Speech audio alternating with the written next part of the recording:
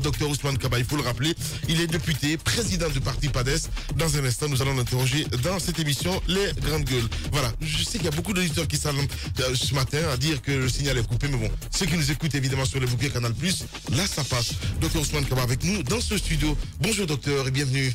Bonjour. Rapprochez-vous du micro, s'il vous plaît. Voilà. Le docteur réagit maintenant sur nous allons aborder le volet politique. Il y a que le cas de l'Assemblée nationale est un cas qui pointe à l'horizon. Nous avons appris que le président a écrit à la Cour constitutionnelle pour proroger le mandat des députés. Et même s'il y a quelques contradictions entre nos différents textes de loi, mais c'est bien clair que les députés, quand même, doivent prendre la porte, entre guillemets, à la fin, d'ici la fin donc de ce mois de janvier normalement. Et qu'on doit s'atteler donc à l'organisation des élections législatives. Alors, comment vous voyez cela? Est-ce que, même si c'est une démarche légale d'écrit à la Cour constitutionnelle, est-ce que, en tant que politicien, ça ne peut pas être aussi une ouverture, une brèche, par rapport à toutes sortes de modifications ou de velléités tendant à tordre le cou à tel article ou tel autre article de notre Constitution? Écoutez, je pense que chacun de nous est face à ses responsabilités et face au pays. Les députés ont été élus en 2013 sur un mandat de 5 ans. Ouais. Ce mandat arrive à expiration le 13 janvier 2019. Question. Est-ce que le 13 janvier 2019 n'était pas prévu? Il était prévu depuis le premier jour. Ouais. Voilà. Donc, le peuple nous a donné un mandat. Le mandat a expiré. J'estime qu'il est de notre devoir de rendre le tablier parce que nous ne sommes pas les seuls Guinéens. Nous ne sommes pas les seuls capables en Guinée. Il faut aider la démocratie. Il faut approfondir cette démocratie et chacun a sa responsabilité. Mais le problème est peut-être au-delà de cela. Parce qu'à titre personnel, c'est une chose. Mais le gouvernement n'a pas daigné organiser d'élections.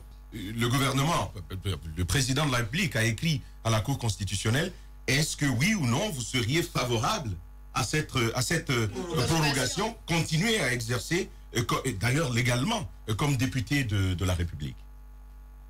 Non. La réponse est très simple. J'estime que nous avons eu un mandat et que ce mandat a expiré et que nous devons redonner au peuple de Guinée la souveraineté de désigner d'autres députés à travers des élections constitutionnelles. Je rappelle, en ce qui me concerne, que j'ai été député par la volonté des populations de Kankan, que je remercie d'ailleurs pour la confiance qui m'a été placée. Les 24 villages du Baté s'étaient réunis et ont imposé ma candidature au RPG Arc-en-Ciel, dont l'appareil ne voulait même pas que je sois sur la liste des députés. Donc c'est les populations de Kankan, donc les populations de la Guinée, qui m'ont mandaté comme député.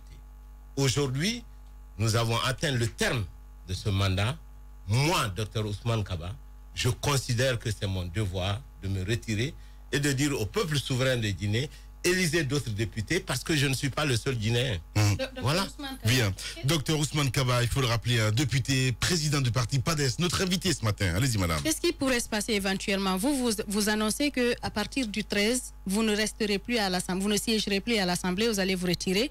À supposer que d'autres personnes se retirent et qu'il y ait une partie à l'Assemblée, à quoi devrait-on s'attendre? Quelle image notre pays renverrait par rapport à cette actualité? De l'autre côté, est-ce que vous pensez qu'on pourrait avoir ces élections législatives? Est-ce que vous pensez que c'est possible qu'on les organise en 2019? Mais je ne vois pas pourquoi ce n'est pas possible. D'abord, dans le budget, cette année, il y a 350 milliards. La CENI a présenté des prévisions de 536 milliards. D'abord, si c'était la priorité du gouvernement, on aurait dû financer le budget de la CENI. Même si ce n'est pas le cas, on peut trouver les compléments de financement. Oui. Donc, c'est une question de volonté politique. Il n'y a aucune raison qu'on n'organise pas des élections législatives à cette échéance. Vous me parlez comme si 2019 n'était pas prévu dans le calendrier. Mais si. Quand même. On le dit parce que même là, il n'y a rien qui est prévu. Il n'y a aucun signe qui dit que oui, on va avoir ces élections. Je pense, madame, que chaque être humain a une responsabilité. Ouais. Les grandes gueules. C'est notre rôle d'aider notre pays à assurer l'alternance. Déjà au niveau des députés, si nous ne sommes pas capables de prendre position et de le faire. Est-ce que demain, nous avons la latitude de reprocher aux autres, à l'autre branche du pouvoir, de ne pas respecter les calendriers? Alors, Moussaïr pose une très très bonne question. Vous n'y avez pas encore répondu.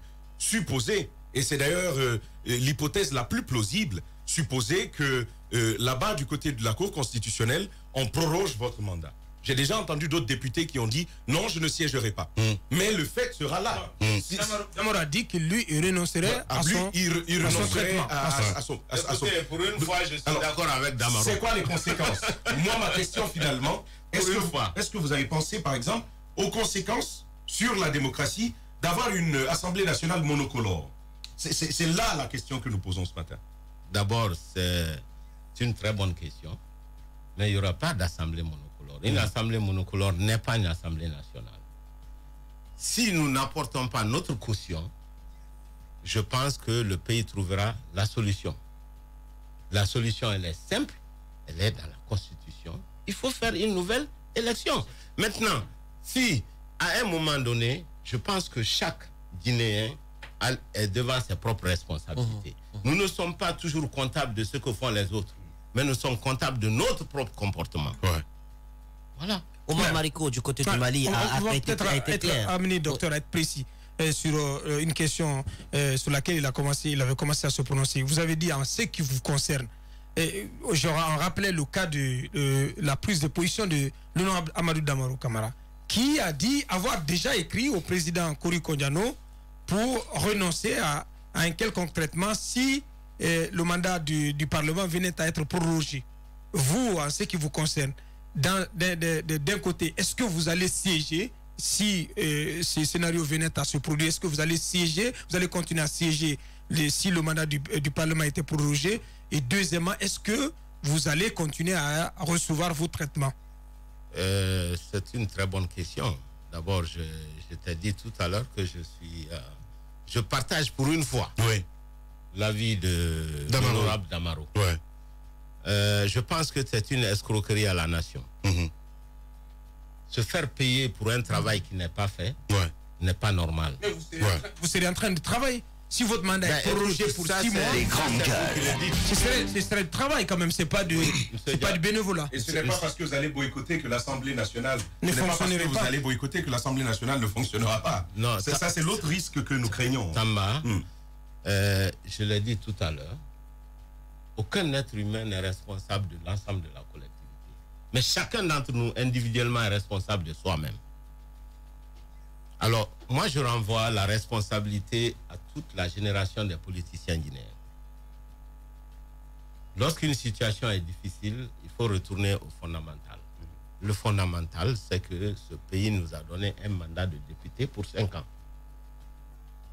Le fondamental, c'est que les 5 années sont prévisibles dès le premier jour. Donc, ça arrive à expiration. Nous devons avoir le courage, l'honnêteté de rendre au peuple de Guinée son mandat et de lui demander d'organiser des élections pour que le peuple puisse s'exprimer et envoyer une nouvelle Assemblée nationale. C'est ça qui est normal. Alors, la question... Maintenant, vous me parlez de loi, de légalité. C'est bien. Mais il faut toujours savoir qu'il peut y avoir opposition entre la légalité et la légitimité. C'est une prise d'opposition personnelle. Alors, s'il te plaît, non, mais je vais placer ma question à Bakar. Docteur, est-ce que vous pensez que ce blocage auquel nous assistons a été monté de toutes pièces, que ça a été sciemment fait par le pouvoir en place pour permettre à ce que votre mandat arrive à expiration et qu'on puisse faire cette sorte de rallonge et que plus tard, ça puisse compliquer la donne au niveau des élections générales? Écoute, la réponse est très très simple. Moi, je vous ai dit que je n'ai jamais été un politicien. Moi, je dis exactement la vérité. Est-ce qu'en 2013, 2019 était prévisible ou pas? Il ne faut pas utiliser la langue de bois. C'est sciemment fait. Mais ce qui est, évidemment que c'est sciemment fait.